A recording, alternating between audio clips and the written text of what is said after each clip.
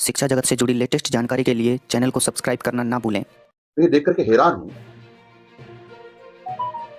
कि राजस्थान की जनता का खरी कमाई का पैसा कैसे इन्होंने लुटाया। यहाँ लगभग 1,500 से ज्यादा अध्यापक अधिशेष भी हैं और प्रतिनिधि के भी जिनको डेपुटेशन करते हैं, वैसे बैठे हुए तो मतलब ही नहीं। कुछ भी जो विद्यालय में गया हूं मैं, तो कुछ विद्यालय में कक्षा 1 से 3 तक तो कोई बच्चा ही नहीं है, अध्यापक है। उसके चौथी पांचवी में एक बच्चा पर विधायक है, टीचर्स हैं, बच्चे है ही नहीं। और कहते हैं हम महात्मा गांधी अंग्रेजी स्कूल खोल रहे हैं। महात्मा गांधी को कितना अपमानित कर रहे हैं ये, उसकी हद नहीं है। महात्मा गांधी की जय जयकार की बातें करते हैं। ये घोर महात्मा गांधी जी का अपमान है कि शिक्षण संस्थाएं गंदगी के ढेर से घिरी हो। जहां भी गया मैं, गंदगी के ढेर मिले। एक विद्यालय थोड़ा सा सामान्य सा मिला मुझे, उसके अलावा तो गंदगी के ढेर। चाहे शौचालय देखो, चाहे उसका कमरों का अंदर देखो, चाहे उसका प्रांगण देखो, सब जगह यही स्थिति है। मैं पंचायत राज की पंचायत भवनों में गया, वहां की भी स्थिति बहुत खराब है। यानी ग्राम विकास अधिकारी सरपंच अपने शौचालय को साफ नहीं रख सकते, चारों तरफ गंदगी के ढेर हैं, शौचालयों के ताले हैं, वहां आगंतुक को पेशाब भी नहीं करने देते। वो कहते गंदा हो जाएगा यदि पेशाब करेगा, तो शौचालय के लिए वो उसका उपयोग तो करेगा, आगंतुक कहां जाएगा।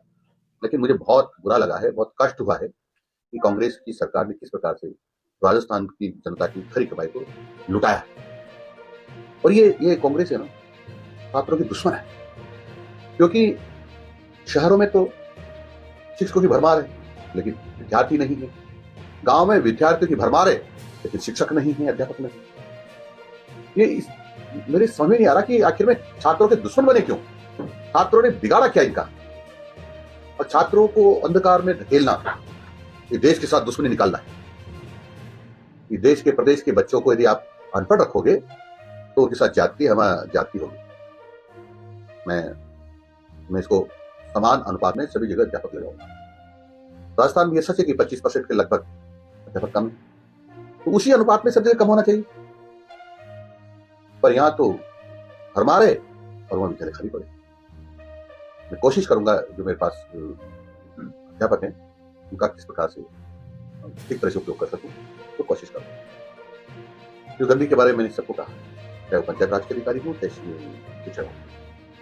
यदि आप अपने विद्यालयों की साफ सफाई ठीक प्रकार से नहीं रख पाते हैं और आपको लगता है कि हमारे पास संसाधन नहीं है, तो आपको बहुत अच्छे साफ सुथरे विद्यालय भेज दूंगा, जहाँ पर साफ सुथरा भी रहता है और गाँव के लोग भी सफाई करते हैं और सब लोग सहयोग करते हैं ताकि विद्यालय साफ रहता है। वो गाँव में है, ऐसे विद्यालय में भेज दूंगा ताकि आपको साफ सफाई नहीं करना पड़े, उसके लिए तैयार रहे। अब देखो, उनको लगता होगा कि हम साफ सफाई नहीं कर सकते, साफ स्वच्छ विद्यालय में जाना चाहते हैं, तो भेज दूंगा, मुझे कोई दिक्कत नहीं।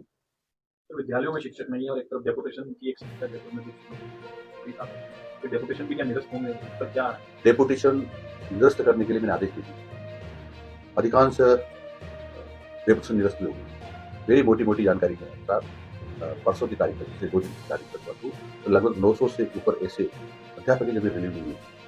मैंने हमारे जो निदेशक है मोदी जी, उनको कर दिया कि आप सब डीओ से पते लेने के बजाय डेपुटेशन कोई नहीं, और फिर भी पाया गया तो मैं ऐसे अधिकारियों के खिलाफ कार्रवाई करूंगा कि उन्होंने अभी तक रिलीव को नहीं किया, या जहां गए थे वहां से क्यों नहीं मंगवाया। चाहे वो किसी के भी आदेश हो, चाहे वह डायरेक्टर के आदेश से हो, चाहे डीओ का आदेश हो, चाहे कलेक्टर का आदेश हो, चाहे एसडीएम का आदेश हो, किसी के भी आदेश से हो, अब उनको रिलीव होना पड़ेगा।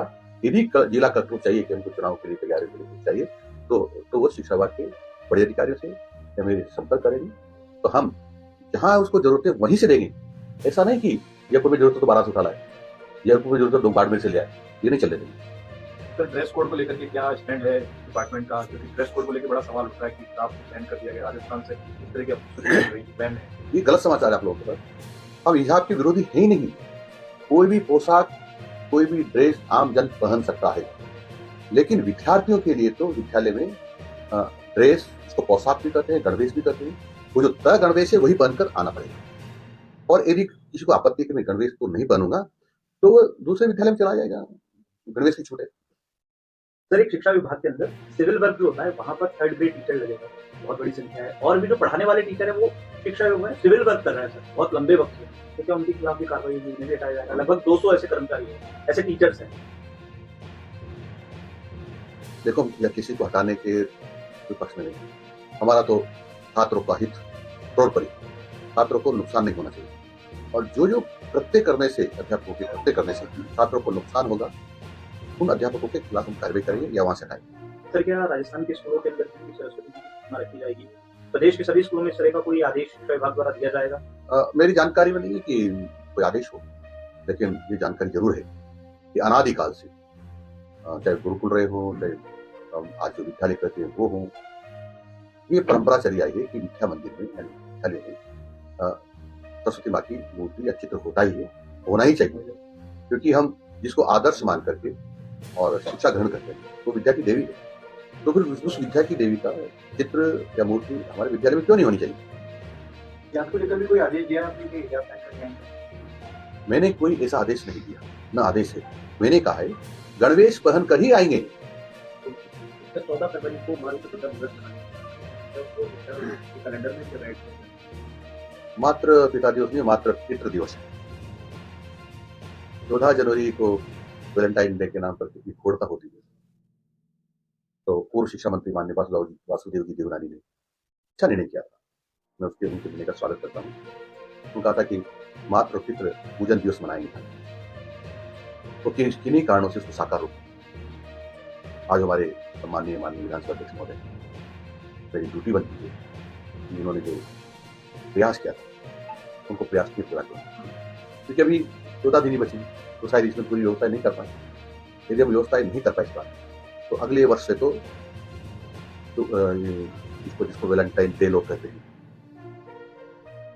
वो मात्र पितृ दिवस के रूप में हम मनाएंगे। सर थर्ड ग्रेड टीचर्स हैं बड़ी संख्या में, और जो ट्रांसफर है उसको लेकर इंतजार कर रहे हैं पिछली सरकार के सामने एक बार बात करके, अभी कब ट्रांसफर करने की प्लानिंग है और किस तरह से पॉलिसी बनाएंगे?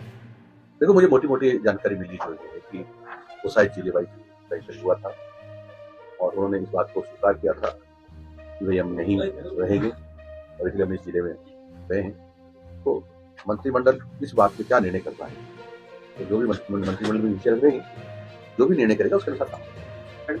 शिक्षकों को भी ट्रांसफर हो सकता है, अभी वही तो पूछा होगा, टीचर्स से जो नहीं थे उन्हें नोटिस दिया जाएगा जवाब आगे। ऐसा तो कुछ मुझे मिला नहीं कि टीचर्स नहीं थे, लेकिन एक दो टीचर्स ऐसे थे युवा नहीं थे, लेकिन छुट्टी के अपेक्षा मार, पर मैं इससे कुछ नहीं, जब तक छुट्टी स्वीकृत नहीं हो तब तक उनको छुट्टी पर नहीं जाना चाहिए। आवेदन करने के बाद विधिवत जो सक्षम अधिकारी है, चाहे उनका प्रिंसिपल हो जाए, वो छुट्टी लिखित में स्वीकृत करे, और उसके बाद इनको छुट्टी पर जाना चाहिए। ये प्रैक्टिस है, तब कागज डाल गए चले गए, कोई देखने नहीं आया, तुम्हारी 60 घंटे प्रिंसिपल साहब से कागज वापस ले जाओ, दस्तखत कर दिए, ये अब चलने वाला नहीं है। उनको लिखित में छुट्टी लेकर जाना ही पड़ेगा, बिना लिखित के नहीं जाएंगे, छुट्टी नहीं मानी जाएगी। तो सिर्फ थर्ड ग्रेड नहीं, दूसरे भी जो टीचर्स हैं शिक्षा विभाग में, इनकी ट्रांसफर वाले में सबकी कोई पॉलिसी बनेगी या रूटीन जिस तरह से डिजायर से ट्रांसफर होते हैं या इस तरह से ट्रांसफर होते हैं? और डार्क जोन टीएसपी को लेकर भी कोई रूल बनेगा सर? पॉलिसी बनाने में टाइम लगता है, तो मैं समझता हूँ कि इतना जल्दी तो पॉलिसी बनाना संभव नहीं है, लेकिन हम कोशिश करेंगे कि आगामी समय में पॉलिसी विचार करें, बनने के बाद कि वो सब मंत्रिमंडल में जाएगी, और मंत्रिमंडल जो निर्णय करेगा तो सकल है। सर 15 तारीख से योग अभ्यास शुरू होगा, स्कूल में सूर्य नमस्कार होगा, कांग्रेस के प्रदेश अध्यक्ष ने इस चीज पर आपत्ति जताई है, आपका क्या कहना है? वो बार बार ये कह रहे हैं कि आप आरएसएस के एजेंडे पर काम कर रहे हैं, शिक्षा मंत्री नहीं होकर के आप संघ के मंत्री, क्या कहना है? ये सच है कि राष्ट्रीय स्वयंसेवक संघ का सोच हमेशा राष्ट्रीय रहता है, देश हित में रहता है, समाज हित में रहता है। मैं कहता हूँ पूरे देश को वो उसी एजेंडे पे काम करना चाहिए। वो एजेंडा आरएसएस का नहीं है, वो एजेंडा होता है पूरे देशवासियों का। वो ये कहता है एजेंडा आरएसएस का है, कैसे सबको देशभक्ति सिखाओ, सबका चरित्र निर्माण करो, व्यक्ति का निर्माण करो। ये यदि आरएसएस का ही है, देश का नहीं, तो गलत बात है। ये तो एजेंडा पूरे देश का है। सब ईमानदार रहना चाहिए, देशभक्त रहना चाहिए, परोपकार करना चाहिए, तो पूरे देश का। अरे पूरे देश का एजेंडा है, शिक्षा विभाग में जो भर्तियां है, रेट लेवल 1 हो या 2 हो, उसमें ज्वाइनिंग की प्रक्रिया भी अटकी हुई है और वो इसलिए अटकी हुई है कि शिक्षा विभाग की तरफ से कोर्ट में कोई पक्ष रखने वाला नहीं है। ये सच है। जैसे कुछ बच्चों ने मेरे बात कहा है, कांग्रेस को चाहिए था कि अपना उस समय अपना पक्ष ठीक से रखवाते, और जो कोर्ट में मामला चल रहा है तो मैंने अधिकारी को निर्देश दे दिए कि अपने प्रॉपर वकील भिजवाएं और मान्य अदालत की जो सुनवाई होती है